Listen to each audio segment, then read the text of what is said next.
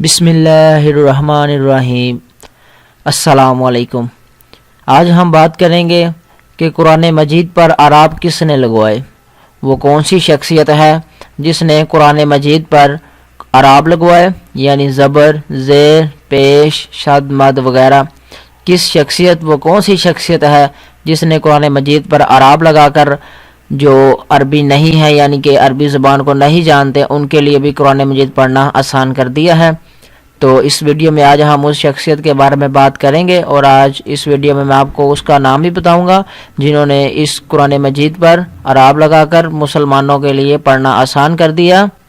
اپنے ٹاپک کی طرف بڑھنے سے پہلے میری آپ سے گزارش ہے کہ اگر ابھی تک آپ نے میرا چینل سبسکرائب نہیں کیا تو اسے سبسکرائب ضرور کیجئے اور ویڈیو کو لائک اور شیئر ضرور کیجئے۔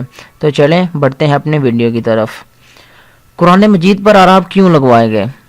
قرآن مجید پر اعراب لگوانے کی وجہ یہی تھی کہ جو عربی نہیں ہے، جو عربی کو نہیں جانتے، عربی زبان کو نہیں جانتے، یعنی جو اجمی ہیں، وہ بھی قرآن مجید کے الفاظ کو صحیح طریقے سے ادا کر سکیں۔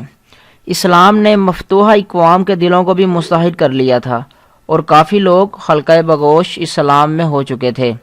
وہ قرآن کو پڑھتے تھے لیکن اہل زبان نہ ہونے کی وجہ سے اعراب کے بغیر صحیح تلفظ ادا نہیں کر سکتے تھے، یعنی وہ لوگ جو عربی میں مہارت نہیں رکھتے تھے ان کے لیے قرآن مجید پڑھنا مشکل ہو رہا تھا۔ تو اس دور میں حجاج بن یوسف نے محسوس کیا کہ مفتوحہ اقوام میں قرآن مجید کے متعلق اختلافات پیدا ہو سکتے ہیں، اس لیے اس نے خلیفہ سے اجازت لے کر قرآن مجید پر اعراب لگوا دیے۔ قرآن مجید پر اعراب لگوانے والے شخص کا نام حجاج بن یوسف ہے۔ حجاج بن یوسف نے ہر آیات کے بعد آیات کے خاتمے کا نشان اور اس قسم کے نشانات لگائے جو یہ بتاتے ہیں کہ تلاوت کرتے وقت کہاں ٹھہرنا ضروری ہے اور کہاں ٹھہرنا نہیں ضروری۔ اس طرح نہ قرآن مجید میں تحریف کا امکان ختم ہو گیا اور نو مسلمانوں کو اسے پڑھنے میں سہولت ہو گئی۔ اس طرح ہر وہ شخص جو عربی زبان کو نہیں جانتا تھا اور اس دائرہ اسلام میں داخل ہوا تھا، وہ بھی قرآن مجید کو آسان طریقے سے پڑھ سکتا تھا اور اسے پڑھنے میں کافی زیادہ سہولت بھی مل گئی۔